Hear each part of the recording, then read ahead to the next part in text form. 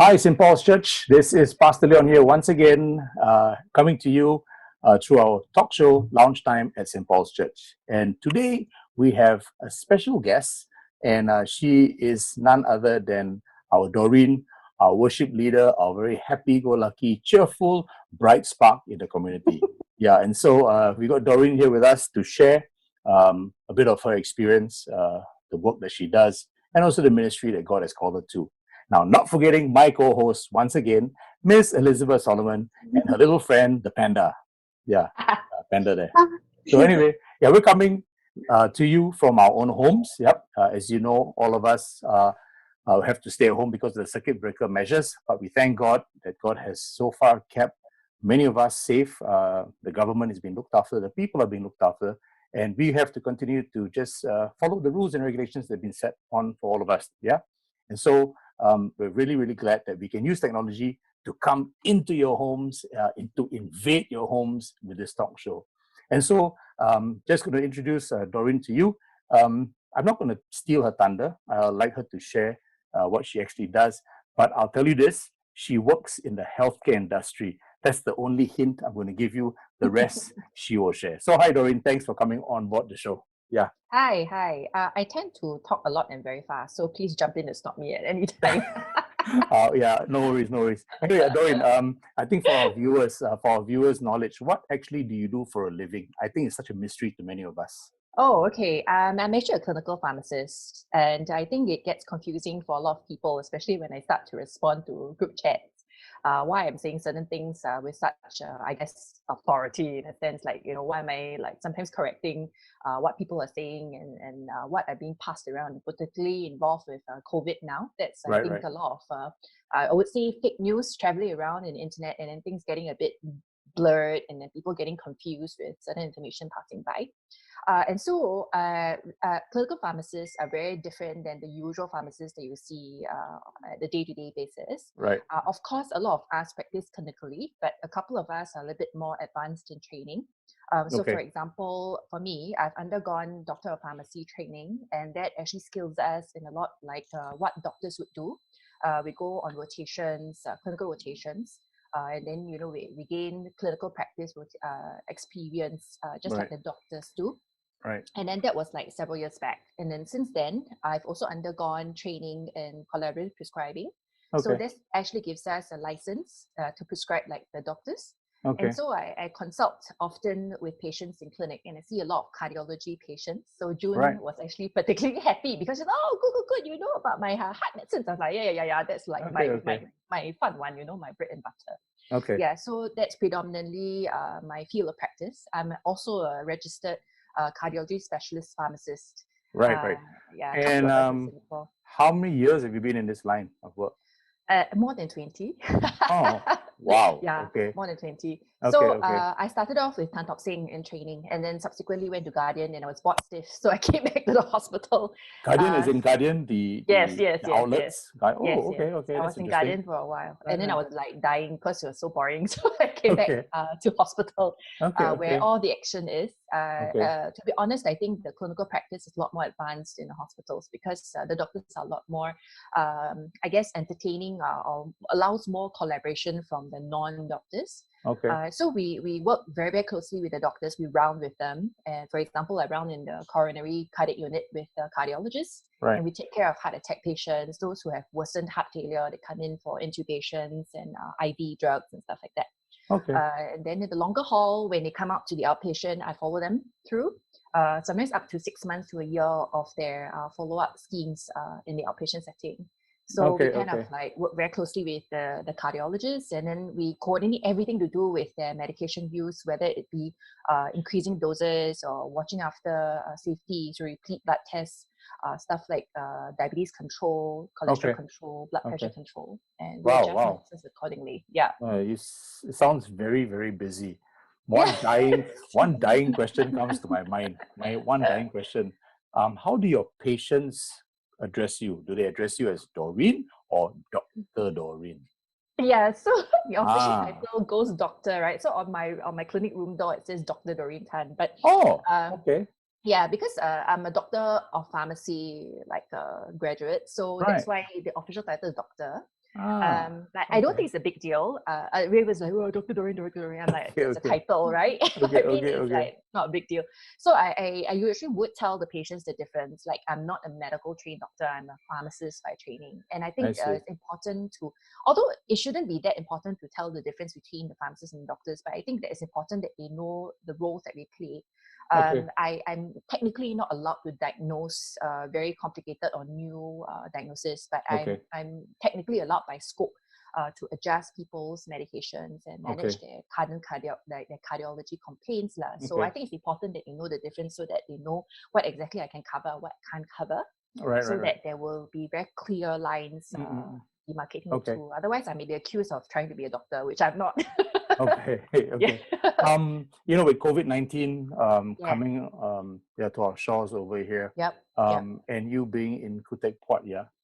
what have you observed so far in terms of your own um, uh, um, involvement to the whole process that's taken place, the whole crisis? Yeah, what's your Mm. involvement currently right now?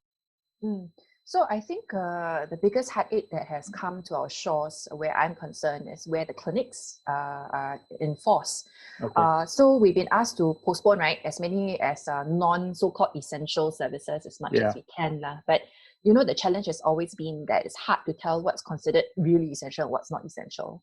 And because we manage a lot of these newly discharged patients as well, and particularly if they had like heart failure, like fluid overload situations and stuff like that. Right. How do we differentiate what is considered essential, right? If you don't really manage these things upfront, sometimes they become more acute and more dangerous, and then they'll Okay. come back to hospital anyway. And now a lot of beds are being taken up by COVID patients. Then you'll cause a lot of bed situation issues. There'll be delay in admissions and all that. And so I feel like the outpatient arm is extremely important. Okay, so it's a ripple effect that's affecting actually.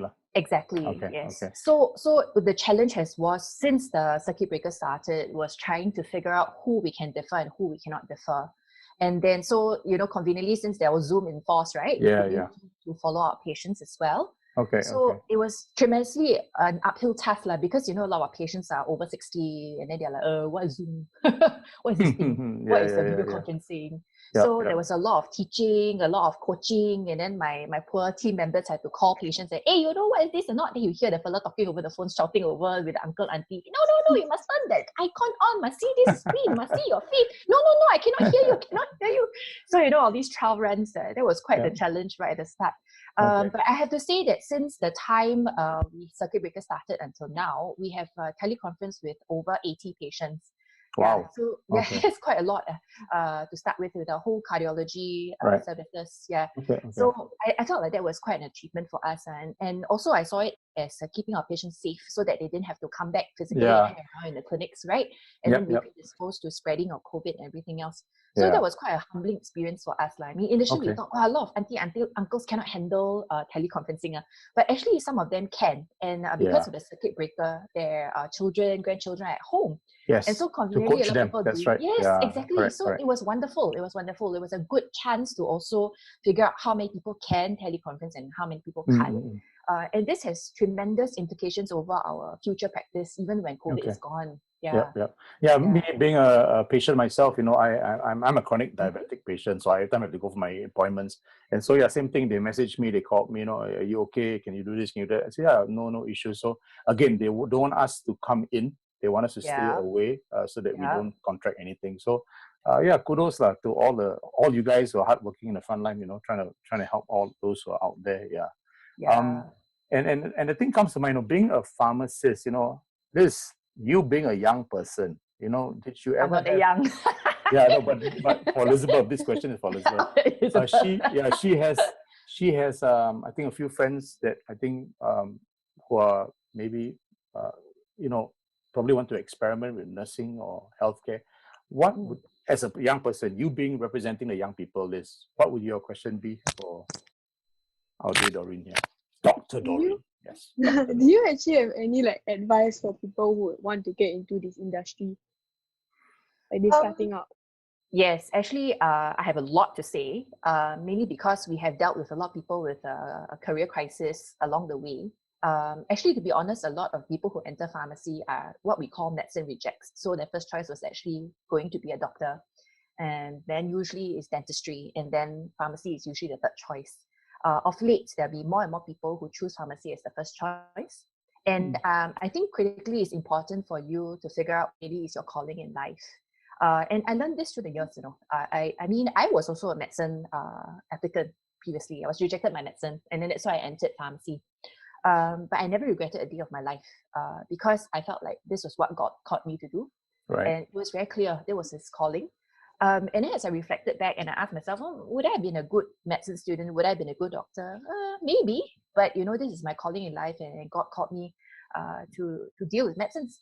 And so I think the main difference with pharmacists and doctors is that pharmacists have a lot more to deal with operations. In terms of workflow and organizing patient care. Doctors are a lot more trained in diagnosis. And so their strengths are very much in picking up new diagnoses and picking up new conditions for patients. But also today, in practice, a lot of us have advanced, even for nursing. Right. Nurses are also now able to prescribe collaboratively, just like us. So I think it's critically important to shadow, maybe find out from current people in practice, like what they do. Like maybe if it's a nurse, can go look for Pema, your wife's wife, right? Who's also a nurse. Yeah, so you can, I think it's important to shadow and see what really their lives are like before you make up your mind. Then that will actually avoid a lot of these heartaches. Along the way, you kind of think, oh, this is not for me. And then you kind of decide, oh, shucks, I want to change lines. But too much has gone in for you to decide whether you want to change lines. And you just kind of feel like, don't know, wasted the time, wasted my parents' time, wasted parents' money, that sort of stuff. Yeah, so it's important to maybe figure out, again, shadowing experience with the people there now. Okay. Let's see what we do in order to decide the longer term future. Okay. Thanks. Wow. Is it hard? Sorry, go Liz. You go. Yeah, go ahead. Is it hard though? Hard. Like, I think anything in the healthcare line is hard. I think tremendously because there's a lot of memory work to do, a lot of memorization, a lot of studying, and that's your undergrad years, right? And then the larger challenge is when you come up to practice, right? You kind of have to not miss anything. So if a patient has got a new complaint or if they have some issues, you have to be able to pick them up. So for example, the patient that came to me in clinic and they complain unseenly about something unrelated, they'll tell you, I've got toe pain. I cannot be ignoring the toe pain just because I look at cardiology patients only. It could also be a gout flare, which may also be related with some of the medicines that they are taking. Could be a side effect profile of some of the medicines. Okay. And so it's very challenging even in the real life. But I think therein also why I find it so rewarding, because every patient is different. And I think there's nothing like the end of the day when you think back about how the number of patients that you've helped. And then the patients who grasp your hand and say, oh, you are my angel. You know, the kind of thing that is really, really rewarding. I actually have some patients telling me, oh, I can skip my doctor's appointment, but I will never skip yours. You know, I'm like, okay, no, that's not what you're supposed to be doing, you know. You've got to actually follow because we do different things, right? It's not like you come for pharmacists, you don't need to see the doctor. So it's testament to how much we can contribute to their patients' lives. And I think that those who have got complex medication regimes are probably the people who would benefit from following up with the pharmacist as well. Mainly because we focus a lot more on how they take their medicines. We focus a lot more on how they can afford their medicines and building the medicines around their daily lives and how they schedule their timing for taking, how they inject insulin, for example. Right. And, so, like I said, it's a different kind of a ball game altogether, and it's difficult. Of course, it's difficult. I don't think in life any career is easy, right? Yeah, true. Yeah, some a bit more difficult than others. But if you really like knowledge, like acquiring knowledge, you like science, you like biochemistry, and you like how this science works out in the human body, I think the healthcare industry is for you. And particularly for pharmacists, because you have to understand the whole body mechanisms and how the medicines work. It's almost like a huge biochemical equation when you think about it, like how medicines act in your body. Then that's a field that you can explore further into. Okay. So it's hard. Liz, it is hard work. Of course it's hard. It's a lot of memorization. Okay. You know, which brings me to my final question for you. Yeah. But also, it brings me down memory lane because I came to St. Paul's, I remember in 2015. That's the very first time I came to worship with you all before I went on staff. And I do remember sitting right behind. And I was always very mesmerized by this very loud soprano voice. I couldn't make out who it was. I remember I used to stand behind and I look around and say, who is that? Is that an angel among us? I must confess, Oh, really, really. It's so high pitched. And being someone who was formerly in the worship ministry, so I recognized that was soprano, I said, who is this person? And finally, I found out it was you. And that brings me to my final question to you, which is, with such a powerful voice, and I know that you were not involved in the worship ministry just immediately during that time, what actually finally pulled you to serve as a worship leader in St. Paul's Church? Yeah, I've always been wanting to ask you this question. Yeah, I think Leroy. Okay, not the voice of God, Doreen, you must. Maybe you the must. voice of God through Leroy. Yeah, please share for all of us That's to know. the short Yeah. answer. Okay, so to be honest, right, music has been very much a part of my life since childhood days, and I've been in choirs all my life. Right. And then I think JC was the critical point where I learned my singing. So this whole loud booming voice business, I mean, I've always had a loud voice, but the real Okay. singing techniques was kind of like refined through my JC years, and that was with the ACJC choir, and of course the world-renowned ACJC choir who wins SYF and everything else, and the envy of the whole world kind of thing. Okay. So that's the background. And actually, I wasn't one of the best singers, right? And so I've always felt very little about myself. I mean, I love singing, but I didn't think that I was that great. So I kind of always liked to sing in the bathroom. And bathroom singer. I think all of us, yes. we sound the best. The acoustics is wonderful. In there. I know. Yeah, it's like wonderful, right? The whole estate can hear you, but nobody knows who's singing. So it's out tune, it's okay. Yeah. So early on in St. Paul's days, I used to be part of the choir and all. Okay. And then there was the point that I got a bit fed up with music ministry. I kind of got bored with music ministry because I was singing my whole life, and then I felt like I hit a stalemate. Right. And then so I went into the children's ministry for a while. I actually did teach the children because at that time Ruth and Cara were still very young. Silas was still in primary school, so that was a good, I guess, a new change of environment for me. I wasn't quite praying about it until Leroy asked me back into the worship ministry. And that was very many years down the road after I've taken over as head of department. I was critically busy as head of pharmacy at that time. And it was actually in the second or third year when I seeked the Lord. So this was really the voice of God. I was seeking the Lord. Okay. And I kind of said, okay, Lord, I'm so sick of my life now, right? Like everything is such a pain that I'm always fighting the whole world. There has to be something more to life than this. And there was one day I remember during worship, and I prayed very hard, and I said, God, you need to show me this path forward, lah. I'm at this stalemate, and I don't know how else to progress from here. And life can't be here until now, and I'm like only 40 plus years old, right? Cannot be that that I've hit the peak. How else can I serve you? How else can I contribute to this? And then Leroy, hello, would you like to come back to the worship ministry? I said, okay. So that's God's answer. So that's how it happened. Okay. Yes. So God called you. Basically yanked you. You went all right. Yeah. Thankfully. Yeah, he did. And of course through Leroy. And of course Leroy has been really inspiring. I mean, he's like so musically talented and everything. And it's always been a joy to sing with him, harmonizing with him and stuff. And actually I prefer to be a backup singer than a worship leader. Okay. The little secret's out now. Yes. The secret is out now. I can Leroy, tell you if you're watching this, Leroy, if you're watching this, she says she wants to be behind, not in front. Yes. No. Okay. It's a bit too stressful to be a worship singer, worship leader. So I think you've been a real blessing, I think, for all of us, because like all the worship leaders, Daniel, Leroy, and yourself, you all bring different flavor and different styles, which are all unique individually. And I think it's nice to have that different flavor, So yeah, the whole thing is that at the end of the day, I think God's, the body of Christ, we're all made up differently, and we all have used the different gifts. So yeah, it is a joy when you are leading. So yeah, just want to encourage you, please carry on. Don't stand behind. I like harmonizing. I don't really like leading. So Anyway, I think this is all the time we have this afternoon for you, Doreen. We really appreciate your time taken to talk with us and to just share a bit about your life. So at least I think more people now will know who you are. And I won't be surprised they come to you and say, I'm using this medication. Is it good? So everybody knows now that you're a pharmacist. So yeah. So thank you so much for being with us on the show. Liz, thank you for being on the show also. Yeah. And to all of you all out there, yeah, we hope that this sharing by Doreen will encourage all of us to look at how God works in mysterious ways, Yes. bringing us into ministries and also in our job situation. And, Yep.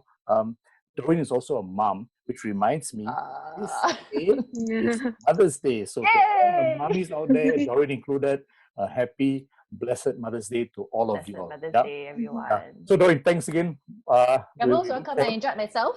Thanks. There'll be more to come. And so those of you out there, don't forget, either myself or Joanna will call you and surprise you and ask you to come on the show. So don't be shy. Be Don't prepared. say no. Yeah, don't say no. Okay. So everybody, thank you very much. Have a blessed weekend ahead.